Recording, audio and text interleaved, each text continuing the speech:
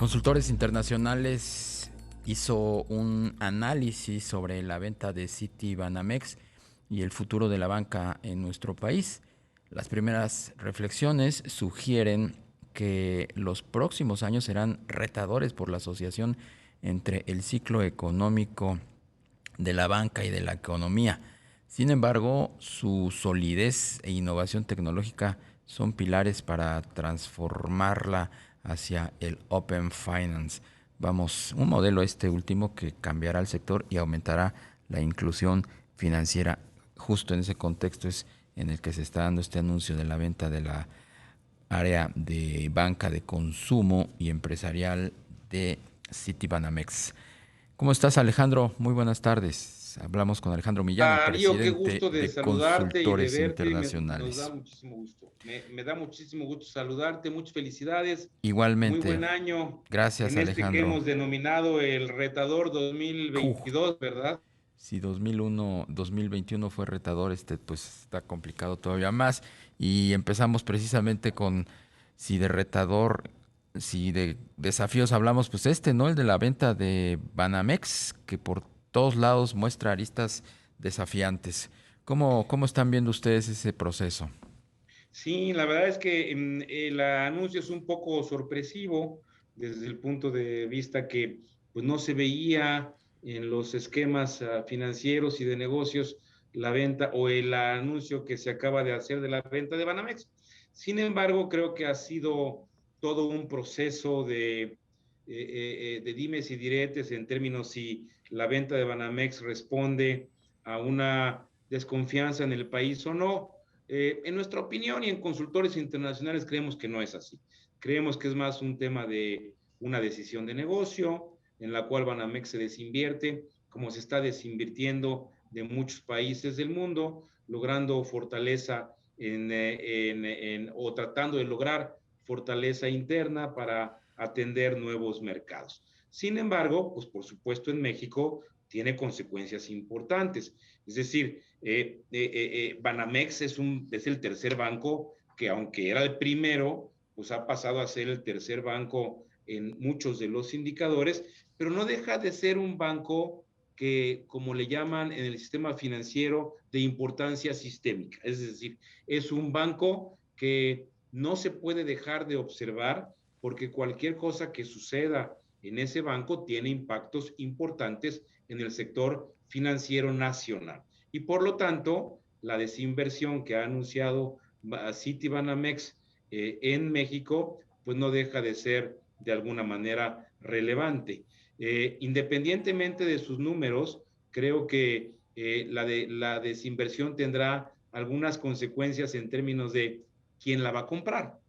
La va a comprar la banca internacional, la va a comprar la banca nacional, será un proceso en el cual fortalezca la generación de crédito, porque recordemos también que no se desinvierte del 100% de la banca, se desinvierte de la parte de retail, toda la parte de consumo y no necesariamente se retira Citibanamex de México. Es que yo creo que el mensaje es un mensaje más de negocio que de un mensaje de desconfianza en el país, estimado Darío. Hay quienes dicen, no son pocos, que la venta de Banamex es una gran oportunidad para reestructurar la arquitectura del sistema financiero, eh, pugnar por una desconcentración de la banca, de las pensiones, de los seguros incluso, y a la vez generar una mayor competencia con un piso más parejo. ¿Tú lo ves así? Sí, la sensación que me da es que no necesariamente Citibanamex va a vender toda su parte de retail a un solo postor. Es decir, no necesariamente va a vender todo.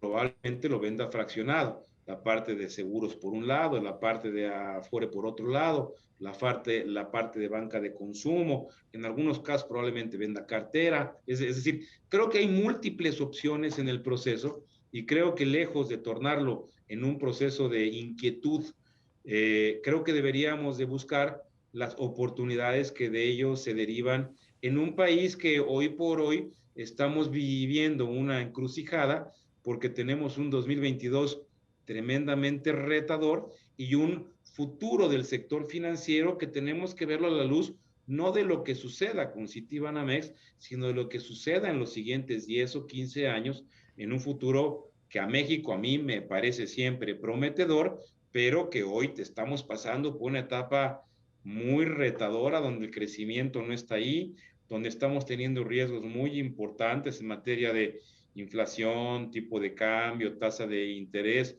nuestra conformación frente a nuestra posición geopolítico-económica en el mundo y que creo que la oportunidad está ahí y a veces me tiendo a pensar que la estamos desperdiciando un poco. Pero el sector financiero, regresando al tema del sector financiero, creo que tiene grandes oportunidades y está teniendo, por supuesto, en el mundo un cambio muy importante porque los aspectos tecnológicos están siendo y los aspectos digitales están siendo un elemento importante de cambio en el mundo financiero a nivel global. Alejandro, ¿mexicanos o extranjeros? ¿En manos de quién debería de quedar Banamex? Es un tema de ideología, pero a mi juicio y a juicio de nuestra organización en consultores internacionales, creemos que da igual. O sea, al final del día no es un tema de propiedad, es un tema de orientación y de promoción del crecimiento en el país.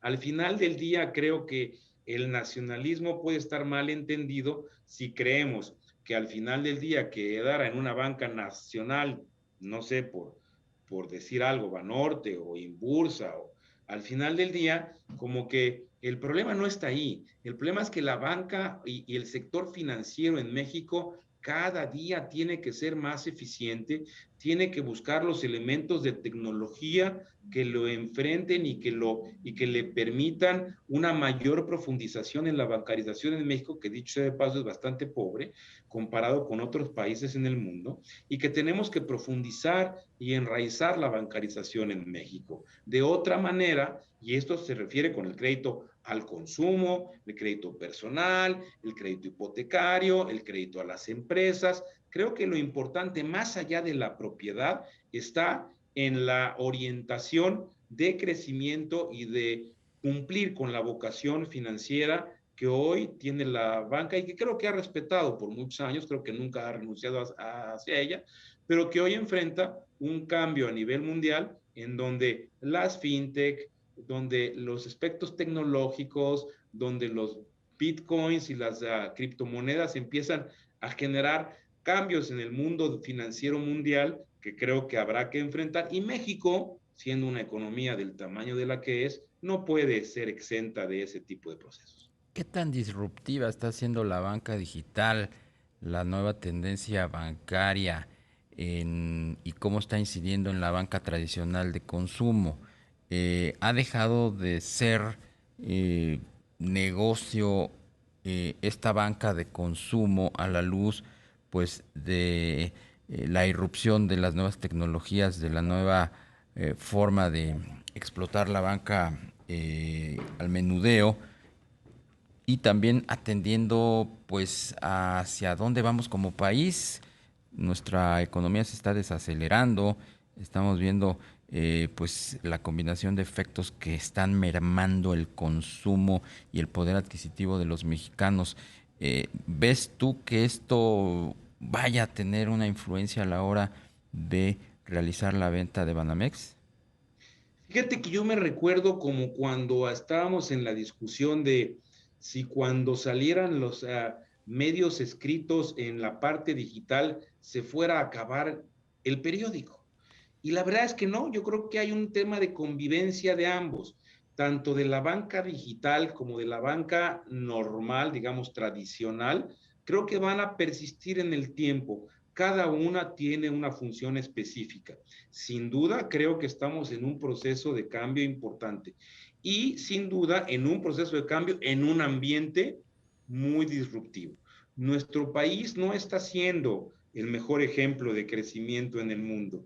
Creo que será uno de los países que durante el 2022 tendrá un desempeño, diría yo, no apropiado y será de los pocos países en el mundo que no regrese a donde estábamos en el 2019.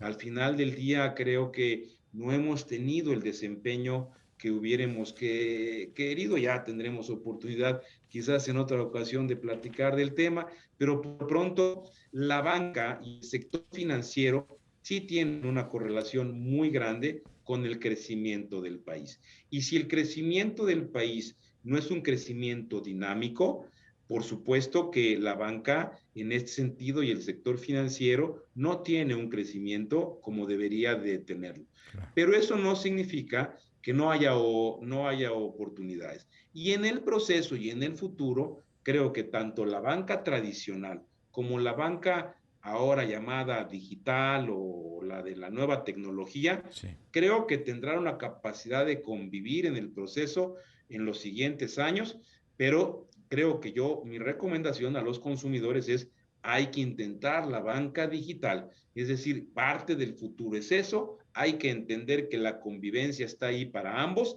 y creo que vale la pena darle un acercamiento a la banca digital, a las fintech, a todo ese tipo de cosas. Sí. No es un anuncio, simplemente es una megatendencia que al final del día se seguirá Bien. dando en el proceso del tiempo. Pues Alejandro Millán, presidente de Consultores Internacionales, te aprecio mucho como siempre tu disposición para platicar con nuestros amigos del auditorio. Al contrario, con muchísimo gusto y un gran abrazo y mis deseos de mucho éxito para este año que se nos Igualmente. avecina con muchos retos, pero sobre todo con muchas oportunidades. Muchas gracias. Vamos a hacer una